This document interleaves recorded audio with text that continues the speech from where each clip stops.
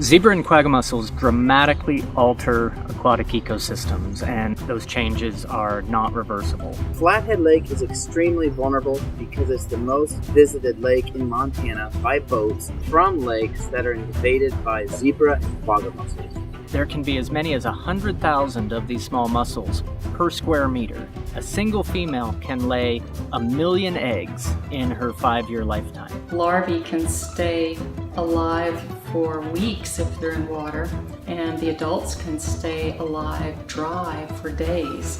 That is one critter we really don't want to see in Flathead Lake. Zebra mussels in Flathead Lake are almost unthinkable.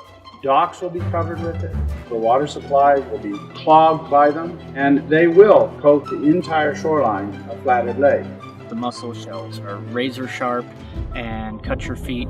The mussels also concentrate toxins, so if you have algae blooms along the shoreline that didn't used to be there, that can cause respiratory problems. Livestock and dogs have died from drinking water. It's a real concern.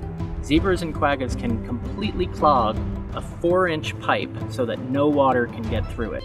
Property values would be impacted as well. Hydroelectric dams would have increased costs of cleaning and maintenance, and they would pass that cost on to us, the consumer of electricity. The economic impact of this kind of an invasion, in dollars, it's billions. We could lose our angling opportunities, lose the opportunity to spend time with your family out on the lake enjoying the day with a fishing pole. Flathead Lake would be changed forever. One of the most important things in stopping the spread of aquatic invasive species is early detection. Those little tiny organisms are the hardest to detect out there.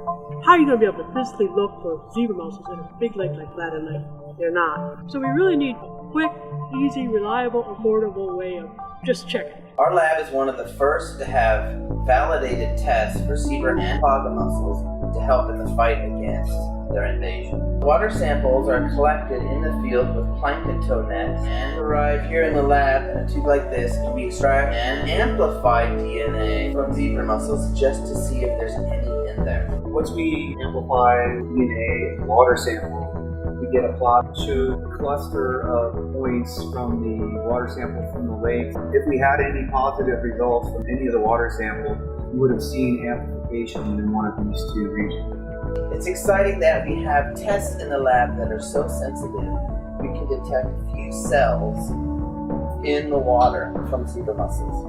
We're fortunate to be able to employ this cutting-edge technology, and we need continued funding in order to go on protecting these beautiful ecosystems. In the case of aquatic invasive species, Gordon and his lab are literally moving science forward in front of our eyes. The approach that Gordon and his colleagues have developed gives us that early warning system. Investing money in how to get the early warning signal done and done right is essential. It is wonderful to have this really high-tech, well-thought-out group of scientists here at Yellow Bay. I mean, what a gift to Flathead Lake and to the whole ecosystem. As funds have been declining for natural resource management, private gifts and donations are absolutely essential to continue to develop this genetic testing to protect Flathead Lake from aquatic invasive species. We need your help with this for the health and well-being of Flathead Lake.